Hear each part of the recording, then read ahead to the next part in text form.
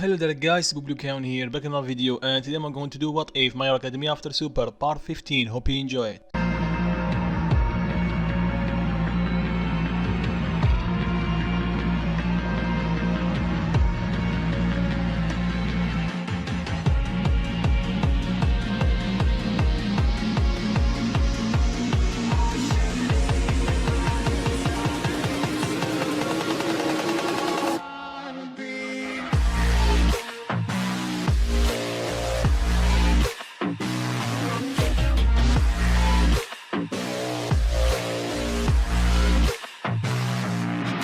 So last part we left off with Bakugo training with Piccolo and him taking him to Namek to unlock his potential, or not all of it, and Deku convinced Kami to train the class 1A how to use their ki. And I think this is a summary. Let's begin. Since last time, 24 hours has passed. Everybody is doing their own thing. Deku tried to master Super Saiyan 2, Bara tried to tap in Super Saiyan 2, and the others trying to use their ki. And sometimes Deku and All Might go at it, or it's Deku and Bara mainly sticking to Super Saiyan, because if Deku goes Super Saiyan 2, it's just overkill. He's literally stronger than All Might in Super Saiyan, but All Might is quickly catching up because reasons. Then one day Aizawa told them about the hero license exam and they're going to participate in it. Everyone was a bit ready, but they realized that with their new training, they are strong enough to get their license. Deku and Bara are just pumped to fight other people, but All Might quickly reminded them that they are literally the strongest people on earth right now. So they are just disappointed and continue their training. Then Aizawa explained that license exam will begin tomorrow, so they need Bakugo. Then he looked at Kami, telling him where he is. Kami explained that he's training with Piccolo, and he assured him that he will be in time. Aizawa thanks Kami, then he continued the training. So now let's say time skip next day. Everybody got up early to do their exam. Then everyone can sense a large key coming toward them, and it is fast. Then before they react, Bakugo appeared in front of them, and his change is much buffer, and he looked a bit older. Everybody is surprised to see him. Then Deku and Bakugo locked eyes and started walking toward each other. Deku power up and Bakugo do the same. Then they push each other, almost like a face bump. A powerful face bump. It sent shockwave, making everyone from class 1A protect themselves. Then Deku lower his face, Bakugo do the same. Then Deku tell him, are you strong right now? Bakugo tell him, I think not enough, right? Deku smoked tell him, well, you're almost strong enough. Then he get on the bus. Everybody is looking at Bara for how to explain what just happened. Bara just shrug and tell them it's a same thing. Don't take too much of it. Everybody understand. They got in the bus and they drove off toward the exam. And same happened like in anime. They meet Joker when they arrive. I believe that's her name, right? Then they meet the other students and they are a bit afraid from Deku because he's the one who defeated All For One. Sorry, I mean killed All For One. Deku smiled and don't worry, that was only a one-time thing. Everybody relaxed just a bit, but just in case they keep their guard up. Plus they knew that he's going to do exam, so no killing, they hope. Then Irinasa appeared and his classmates. He introduced himself in his own way, then he sees Todoroki and his demeanor changed. Deku immediately can sense his ki and is full with malice. After Inessa and his group walked away, he approached Todoroki and what's up with that. Todoroki tell him, I think he's just an Endeavor hater and he hit me because of that. Deku tell him, I don't think so. His ki was full with malice and it was intended on you, not your dad. Todoroki tried to remember what he did to this guy, but he have no clue. Deku tell him not overtake of it and just focus on exam. They enter, everybody change. They meet Aizawa 2.0. He just Aizawa without his lighter state, so deal with it. He introduced himself and told them the rules about the first stage. So everybody formed a plan to stay together, but there is one small issue with that. Deku is a Saiyan, so he want to fight one-on-one, on 1-on-10, so he just want to fight alone. So immediately after they enter, Deku go in his own way. Bara do the same, but not following Deku. Then Bakugo do the same for Todoroki. You think that they are screwed without Deku that helping them, but remember, they did got some training with Kami, so in the very least they can fly. When I mean the very least, I mean Minata, Invisible Gold, they use this one, but the others like Ojiro, and what's the name on that 4 arms guy? You know who I mean. Both of them are a bit more stronger than the others because their quirk technically imperfect the strength a bit, so they are used to punching and kicking, and like we did see in Dragon Ball Z, that's all you have to do to gain strength. When they start getting surrounded, they use the new abilities, mainly flying. Everybody was shocked. They can fly?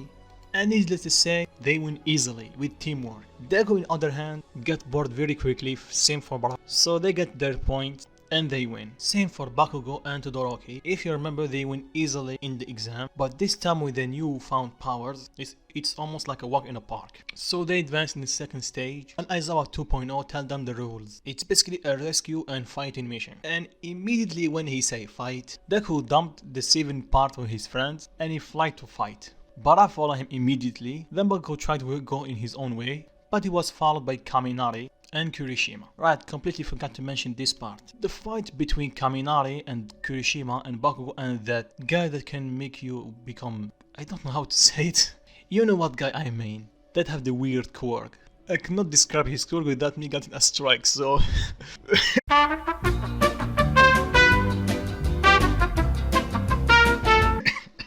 Let's continue. So with Bakugo's new powers, he immediately just take him down with just one punch. Knock him out immediately. And with that, let's continue where we left off. After Deku fighting the small henchmen, he realized that he is really outclassing them in every way imaginable. Then he decide, why not say just 7 people? It's pointless to fight. He saved a couple of people, and they realized that Deku is way stronger than he thought. When he picked them up, they are immediately teleported to the safe zone, so he got few points there. Then something caught his eyes. He sees someone is flying, but he's using his wind.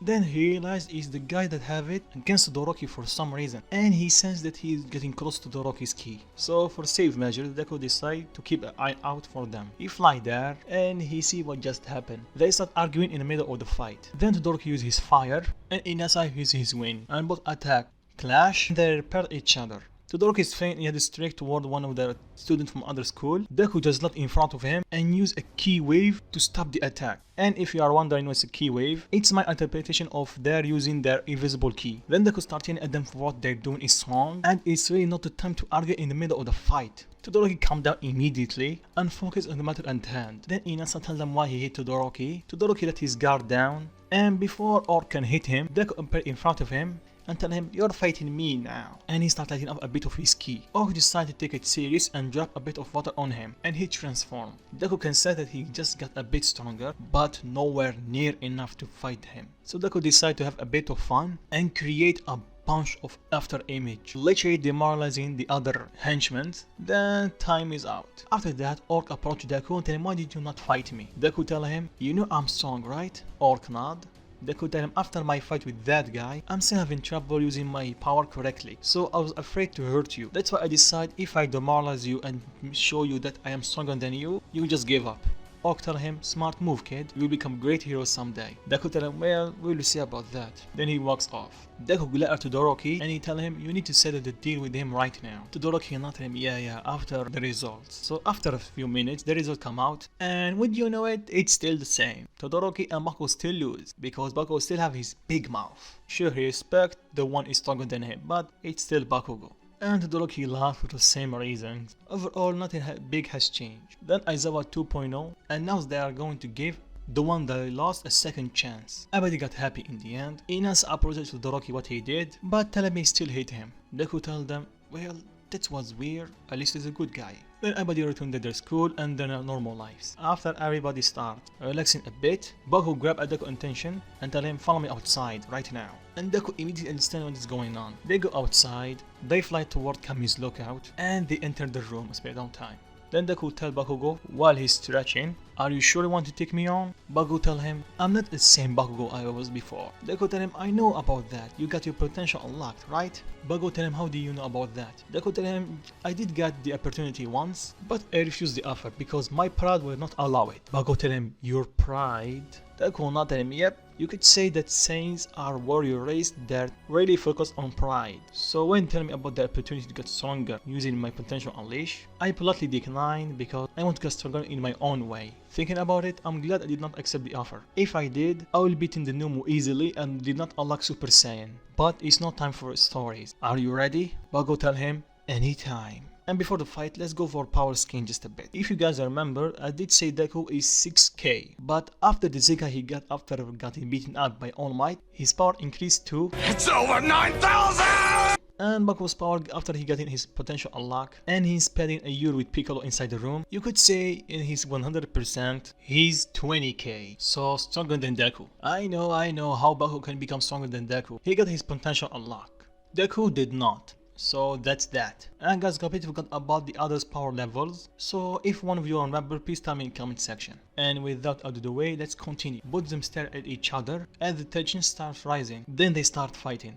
Bakugo is clearly stronger than Deku, and Deku is actually impressed. He never thought getting a potential unlock would give you this much strength. And he did mention that to Bakugo. Bakugo tell him, sure, getting a potential unlock give me a lot of power, but all of this is come from my sheer training. I spent a year inside this room with Piccolo, so don't you think I just get this power from nowhere. I get beat up every day just to beat you. Deku smile and tell him we'll see about that. Then his hair spike up. Bakugo thinks that he's going Super Saiyan, but something was wrong. His aura turned gold, but his hair is still green. Bakugo tell him, are you not going Super Saiyan? Deku tell him, well, we get to that. This form I call it Force Super Saiyan. It gives me a bit of power boost, but not as much as Super Saiyan. So, are you ready? And he charged at Bakugo. It's almost like they are equal, but Deku is getting stronger by the minute. And Bakugo cannot keep up anymore. Then he smiled and he yelled Kaioken. Deku tell him, come on, even you learned the Kaioken? That's not fair. Then Bakugo tell him, you can literally get strong after you get beat up. And you can transform to a legendary transformation that gets you even more power boost than the Kaioken. And you still talk about fair? Deku scratched the back of his head and left nervously. Bakugo tell him, well, you're still just Deku. And they continued that fight.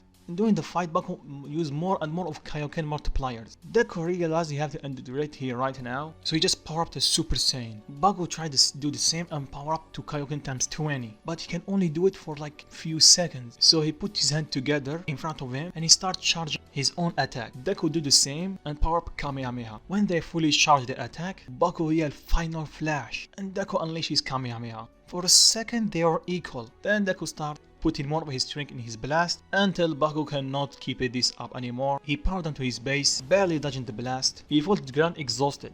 Deku tell him, I think I won this one. And for surprise of Deku, Bakugo get up and tell him, you won just this once. But don't you think I will let you get ahead of me? Deku smiled at him, we can fight anytime, anywhere you want. Bakugo smirked, then he tell him, show me Super Saiyan 2. Deku tell him, okay. And he powered to Super Saiyan 2. Bakugo cannot believe the amount of ki that inside of Deku, and he see that Deku personality change a bit. He become a bit more cocky, but when he power down, he become normal. Then Bakugo make a snarky comment and tell him, your personality change when you become Super Saiyan 2, huh? So even if you are stronger than All Might, you are still useless if you cannot master your power. They start arguing a bit, so they decide to just leave the room and fly toward the way and just sleep to the night, because Bakugo is just exhausted from the fight, and just borrowing his words, he don't have enough energy to deal with Deku right now. Deku smirked at him, you will never have enough energy to deal with me. Then he flies off. Bakugo tell him, why you? And he start following him. And I think I'm going to stop it right here. Hope you enjoyed. If you do, drop a like and tell me what you think of it in comment section. And if you're not around here, consider subscribe and peace.